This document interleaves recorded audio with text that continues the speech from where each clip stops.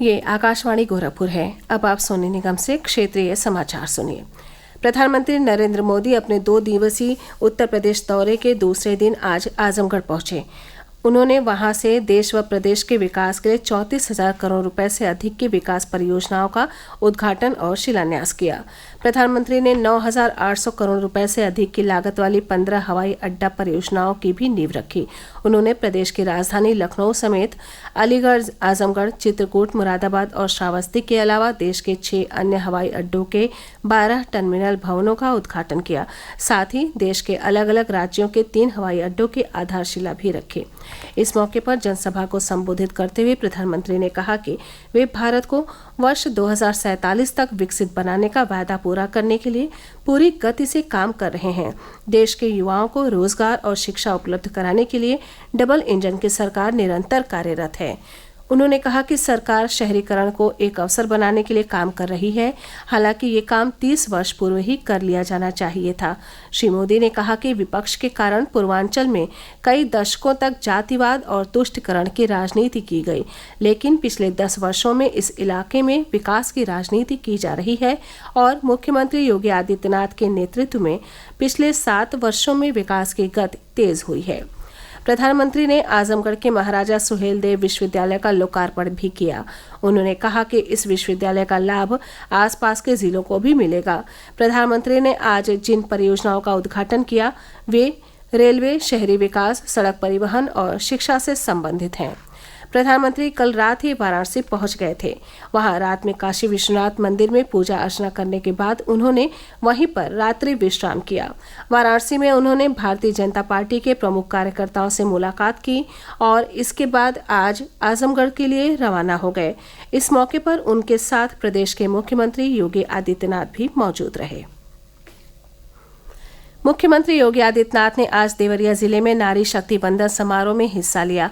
इस मौके पर उन्होंने 679 करोड़ रुपए लागत की 673 विकास परियोजनाओं का लोकार्पण और शिलान्यास किया। मुख्यमंत्री ने कार्यक्रम के दौरान कहा कि अब हमें देश की तीसरी सबसे बड़ी अर्थव्यवस्था बनने के लिए प्रधानमंत्री मोदी को तीसरे कार्यकाल का अवसर देना होगा।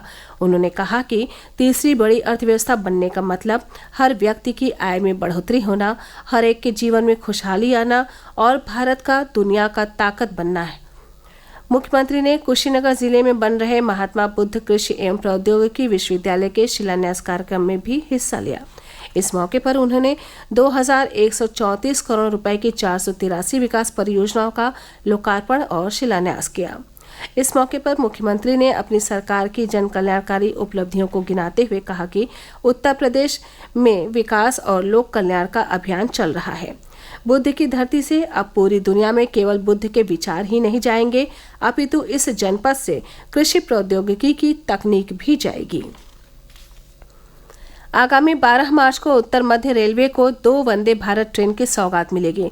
पहली वंदे भारत ट्रेन प्रयागराज से गोरखपुर के बीच चलेगी, जबकि दूसरी खजुराहो से निजामुद्दीन स्टेशन के बीच चलेगी। प्रधानमंत्री नरेंद्र मोदी इस मौके पर 10 नई और विस्तारित वंदे भारत ट्रेन का शुभारंभ करेंगे। ये जानकारी उत्तर मध्य रेलवे के महाप्रबंधक रविंद्र गोयल ने दी। उन्होंने बताया कि इस मौके पर प्रधानमंत्री के हाथों उत्तर मध्य रेलवे को 81 परियोजनाओं का भी तोहफा मिलेगा। प्रदेश में हुई 2 अलग अलग सड़क दुर्घटनाओं में 10 लोगों की मृत्यु हो गई और 5 अन्य लोग घायल हो गए। जौनपुर जिले में जौनपुर आजमगढ़ मार्ग पर गौरा बादशाहपुर थाना क्षेत्र स्थित प्रसाद तिराहे के पास प्रयागराज जा रही एक कार और ट्रक में बीती रात 2:30 बजे हुई जोरदार टक्कर में कार सवार पिता पुत्र समेत 7 लोगों की मौत हो गई और 2 अन्य गंभीर रूप से घायल हो गए। कार सवार सभी लोग बिहार के सीतामढ़ी जिले से प्रयागराज जा रहे थे। लखीमपुर खीरी जिले के मैलानी थाना क्षेत्र के नौवाखेड़ा गांव में खुटार हाईवे पर ट्रैक्टर को ओवरटेक करते समय आज सुबह एक कार बुरी तरह से दुर्घटनाग्रस्त हो गई।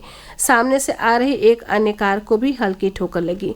दुर्घटना में घायल 5 व्यक्तियों को इलाज के लिए अस्पताल ले जाया गया, जहां चिकित्सकों ने 3 लोगों को मृत घोषित कर दिया। 2 घायलों का इलाज चल रहा है।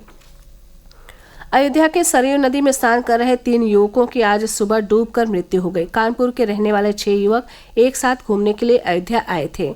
सरयू नदी में घाट पर स्नान करने के दौरान एक युवक डूबने लगा, जिसे बचाने के प्रयास में 2 अन्य युवक भी डूब गए। जल पुलिस और स्थानीय नाविकों की मदद से उनके शव निकाले गए। इसी के साथ ये समाचार बुलेटिन समाप्त हुआ। नमस्कार।